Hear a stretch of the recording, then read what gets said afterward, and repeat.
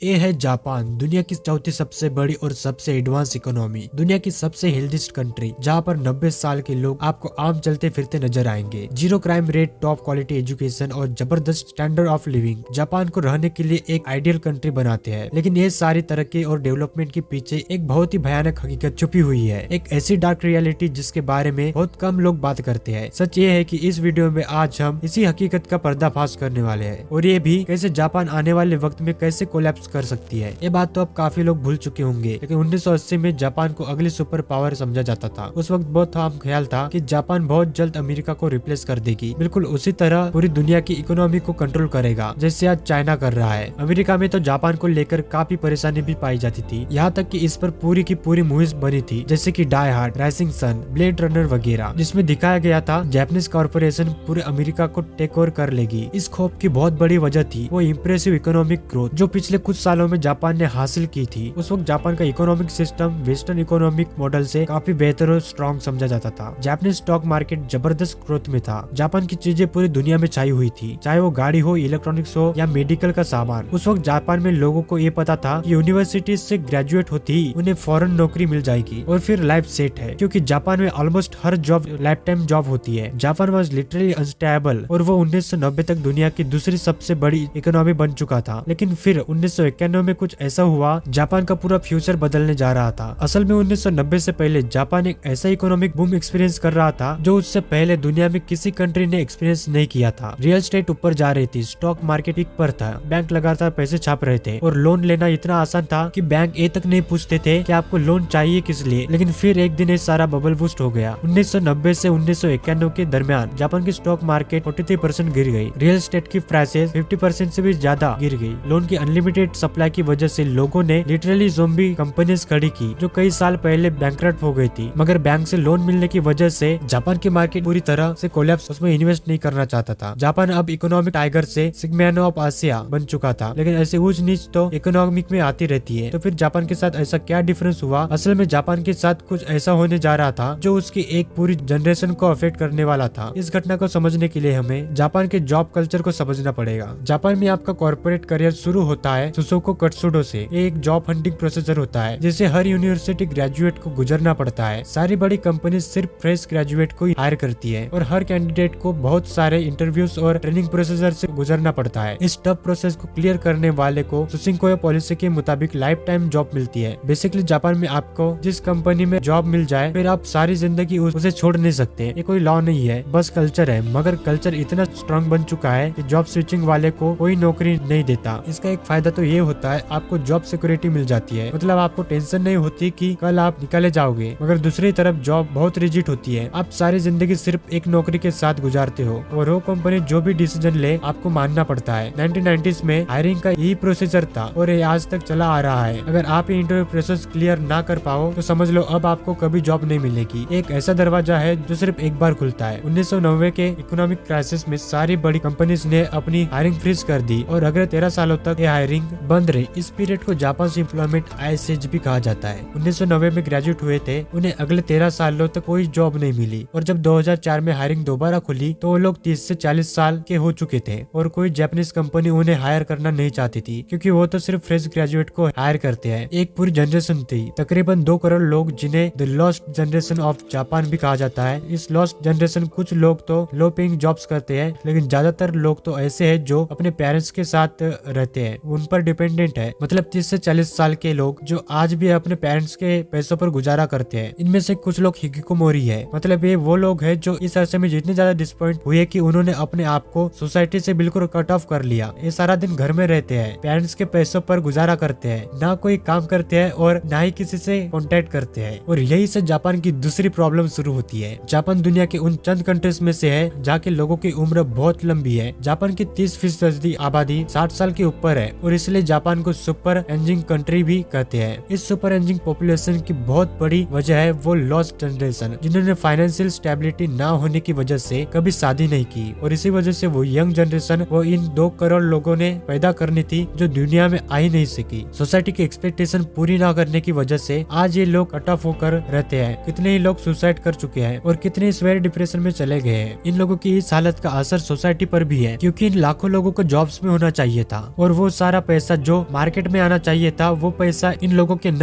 आने से नहीं आया। जापान की गवर्नमेंट अब इन लोगों को काफी कंसर्न्ड है और कोशिश कर रही है कि किसी भी तरह इन लोगों को अपने पैरों पर खड़ा कर सके, लेकिन फिलहाल इन सब में जापानीज गवर्नमेंट को कोई खास कामयाबी नहीं मिली और इसी वजह से वो रिजिड जॉब कल्चर जिसमें सिर्फ फ्रेश ग्रेजुएट को हायर किया जाता है और फिर वो सारी जिंदगी उस कंपनी को छोड़ नहीं सकते। हर साल बहुत से लोग जिनको ग्रेजुएट होने के बाद जॉब नहीं मिलती वो लोग इस लॉस्ट जनरेशन में शामिल होते जा रहे हैं। अब जापानीज गवर्नमेंट ये मसला हल कर पाएंगी या नहीं और क्या ये लॉस्ट जनरेशन जापान के डाउनफॉल का सबक बनेगी, ये तो आने वाला वक्त ही बताएगा। अगर आपको ये वीडियो अच्छी लगी हो तो इस वीडियो को लाइक और चैनल को सब्सक्राइब जरूर कर दे। मिलते हैं किसी अगली वीडियो में, तब तक के लिए अलविदा, जय हिंद।